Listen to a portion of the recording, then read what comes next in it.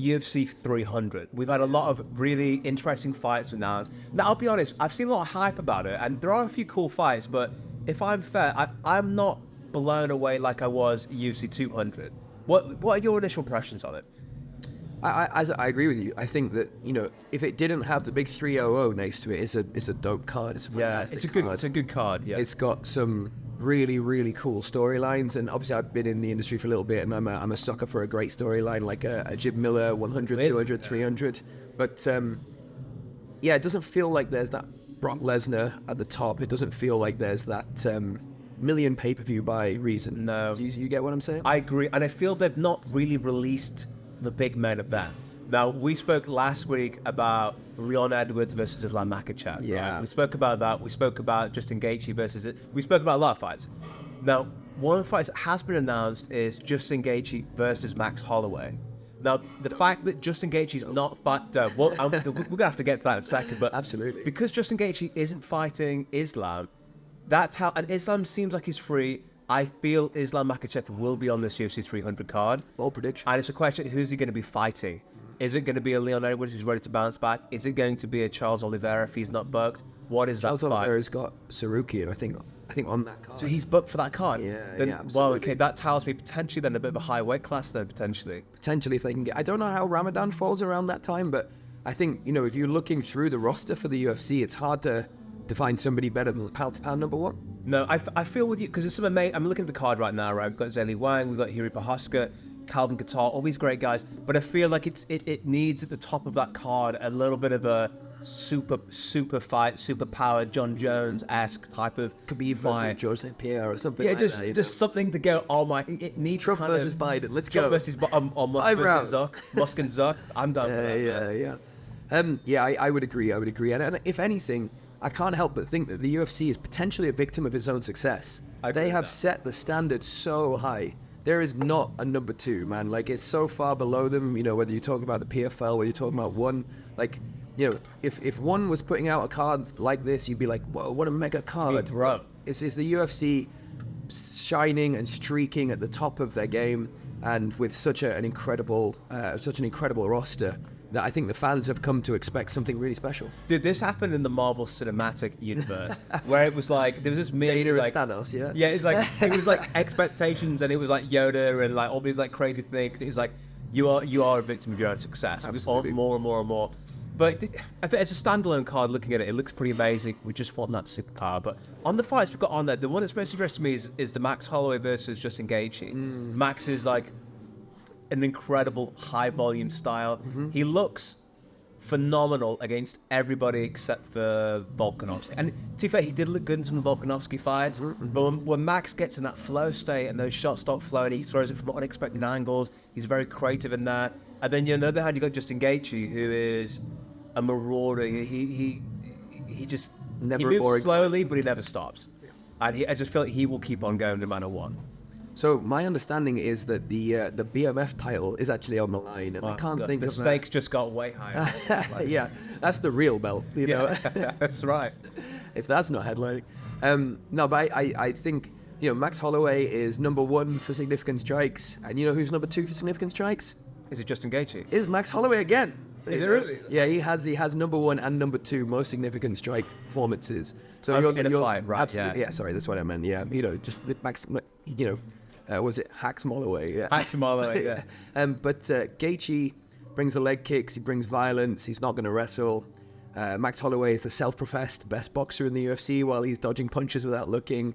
That is the people's main event. It's funny because I feel like if you're fighting Justin Gaethje, I don't think it's a fun fight. I mean, none of them are fun fights, probably, but I feel like Justin Gaethje specifically, because you're like, dude, this guy just will not go away. Like, you have to take him. Like, you're not going to knock him out. Like, you have to submit him. And if you don't submit him, you're going to win on points. Bro, it is a long 15 minutes in there, because this guy will come forward. He is going to chop your legs down. Mm-hmm. And, bro, he's going to put... And he doesn't care if you hit him with a 1-2 flush combination.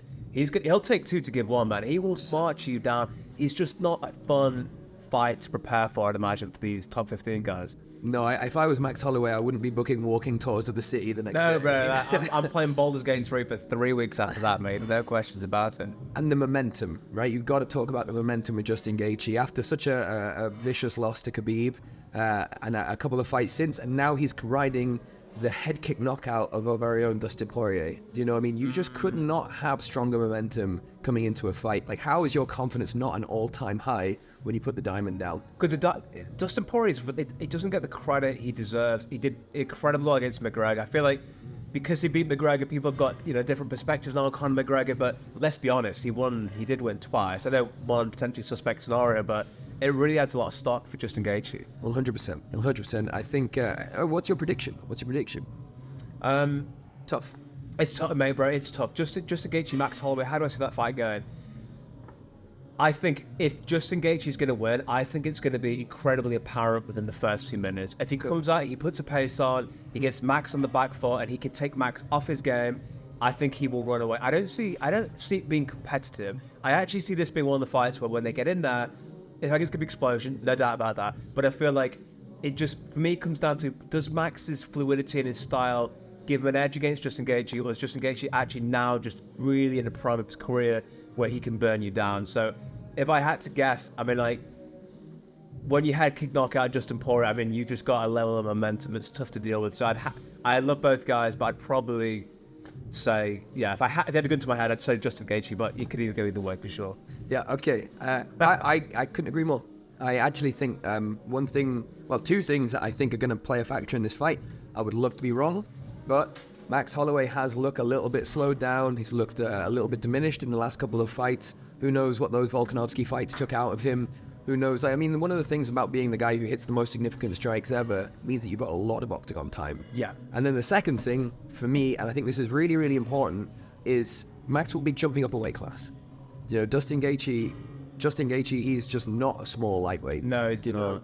And so when you have this collision, it's always hard to put your money against the guy who's coming back up in weight. We've seen Volkanovski rise to lightweight, and he had some tough times, even if he was against pound for pound number one. So I think I'm going to lean towards Justin, because I think there's questions on what mental state Max is going to be in after all of the career path that he's had. I think Justin's got an incredible momentum, and jumping up that weight class, I think that's a tough ask, man. Weight classes exist for a reason, and it's not normally the person jumping up the weight class who has the success. It's true, but the question becomes, have we been seeing a diminished Max Holloway at his current weight class? Does this step up bring an invigorated, fully energized, fresh, new Max Holloway that is ready to... He's already accomplished more in his career than most would ever dream to. So he didn't need this fight. He's absolute Hall of Famer. But bro, I think he's got such a cool opportunity, and I'm rooting for him to come in, like, make magic happen in this fight. So I think I had the heart thing again for me again. Like, I've just got I think he's just such a cool dude, is Max. He's a cool bro. He's a cool bro. When you see how he interacts with little Max, you know what I mean? And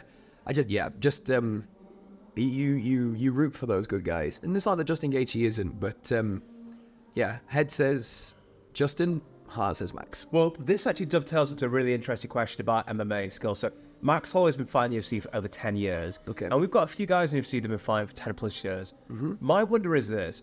You've got time and skill on this graph, right? Mm-hmm. How much is Max's skill, not Max in particular, but say anybody who's been in the UFC for 10 years, how has their skill changed over that 10 years versus, before they got to the UFC? So obviously you have that incredible, like, hockey stick graph. Mm-hmm. What I'm sort of wondering is, like, do they get to a point where they reach this point of stasis, whereas, like, they're pretty established as a fighter, they just keep on going? Or do you get... maybe a good example of this would be, who disproves this as a theory, would be Charles Oliveira. Got to the UFC, incredible level, actually has shown that even though he's been there for like 5-10 years, dude, that guy just keeps on getting better. And it feels like we have almost two pathways sometimes when they, how much better do you get when you're training in the UFC? I guess is my question. Yeah, I think there's absolutely, just my personal opinion, I think there's no doubt that when you look at the level of the average UFC fighter, you have to step up your game. The thing about Charles Oliveira specifically was he was so young when he came to the UFC. I mean, he cut his teeth in the UFC, kind of like Bo Nickel is. Yeah, Sage Northcutt. And sometimes that can work into into the favor of the fighter, where they really step their level up. You see this actually, I see this a lot on the mat. When I promote somebody to their next belt, there's this little jump because they almost have to defend their status. Yes. You know, same thing, I think it might have been Greg Jackson, maybe not, but somebody said that when you have a fighter and you give them a championship belt, or they win a championship belt, they become 30% better overnight because that's 10 hours. Yeah, you're absolutely spot on. That's because their mentality says, like, I am a champion, whereas beforehand, I am a number one contender, or I am a contender. So when people get to the UFC, that there's this, I am a UFC fighter. It's a status thing. No, it's absolutely a status thing. We know how important that is in day-to-day life. However, that being said, you also have to fight other UFC fighters, and you are going to take disproportionately more damage. You could be a big fish in a small pond on the regional scene. You'd be number one Cage Warriors champion, LFA King champion. of Weatherspoons, whatever you want. Absolutely. And then you turn, and it's a different experience, man. It is, and also the game. We always talk about the game's evolving, right? You famous. I say famous. I don't know how famous you saying this is, but You tens of people. At least tens of people have heard you say this. Is that an amateur fighter today is like a pro level 10 or so years ago? Absolutely. If you're in the UFC and you have these 2022. 10, I've written that down. We'll get on the quote behind it actually. If you've been in the top 5 for 10 years, you have absolutely improved year after year. Absolutely. Because top 5 quality today versus like 2014, bro, they are worlds apart to understanding. So to maintain your ranking, you have to be improving. Absolutely. If you slip, dude, you just stayed the same. Like you keep your position, you have to keep innovating. It's the fastest evolving sport in the world, and I see this from a coaching perspective.